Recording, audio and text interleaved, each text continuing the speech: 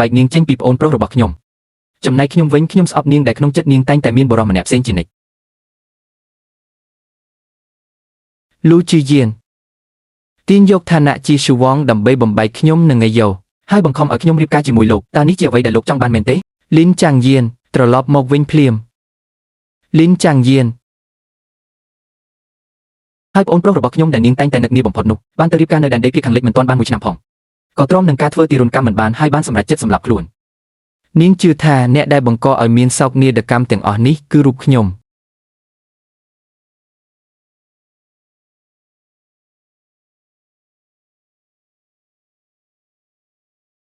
8ឆ្នាំក្រោយមកពាក្យដែលយើងនិយាយដាក់គ្នាខ្លាំងបំផុតនោះគឺស្លាប់ទៅក៏រកក្តីសុខមិនឃើញដែរការស្លាប់របស់ប្អូនប្រុសខ្ញុំបានបង្កឲ្យមានសង្គ្រាមរវាងប្រទេសទាំងពីរលីនចាងយានបានដឹកនាំទ័ពការពារទីក្រុងអស់រយៈពេលជាច្រើនឆ្នាំប៉ុន្តែនៅតែមិនអាចស្រោចស្រង់ស្ថានភាពបាននៅថ្ងៃដែលទីក្រុងត្រូវបានវាយបែកលីនចាងយានបែរជាចង់ខ្ញុំផ្អប់លើសេះចម្បាំងរបស់នាងទៅវិញលេងចែងយៀងតើនាងចង់ធ្វើអ្វីហ្នឹងអេយួនទៅមុខទៅគុំងាកក្រោយឲ្យសោះ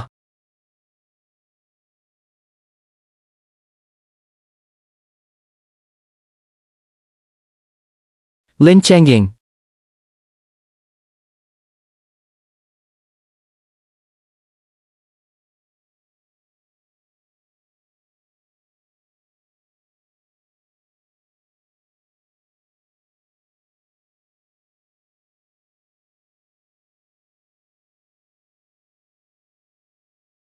លេងចែងយៀងលេងចែងយៀង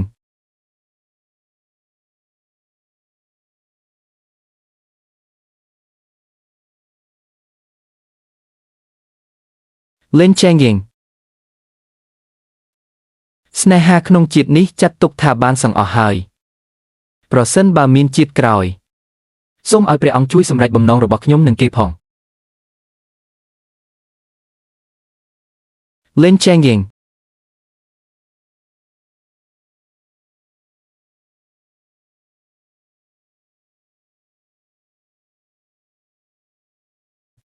នឹកស្មានមិនដល់ថាលេងឆេងយៀងសុខចិត្តបូជាជីវិតដើម្បីជួយខ្ញុំគឺគ្រាន់តែដើម្បីឲ្យខ្ញុំជួយសម្រេចបំណងរបស់នាងនិងប្អូនប្រុសខ្ញុំនៅជាតិក្រោយតែប៉ុណ្ណោះ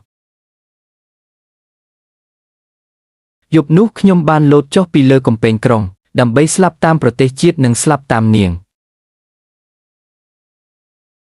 ប្រសិនបើមានជាតិក្រោយមែនខ្ញុំសន្យាថានឹងមិនមករំខាននាងទៀតឡើយ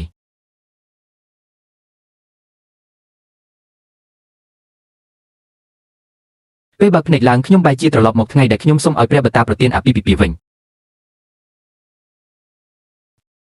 ក្នុងនាមជាបុត្រច្បងតើឯងពិតជាចង់រៀបការជាមួយលេងឆេងយៀងនៅពេលនេះមែនទេកូនមិនរៀបការជាមួយលេងឆេងយៀងទៀតទេកូនសូមស្ម័គ្រចិត្តទៅរៀបការចូលគ្រួសារគេនៅភាគខាងលិចជំនួសវិញតើឯងថាអីហ្នឹង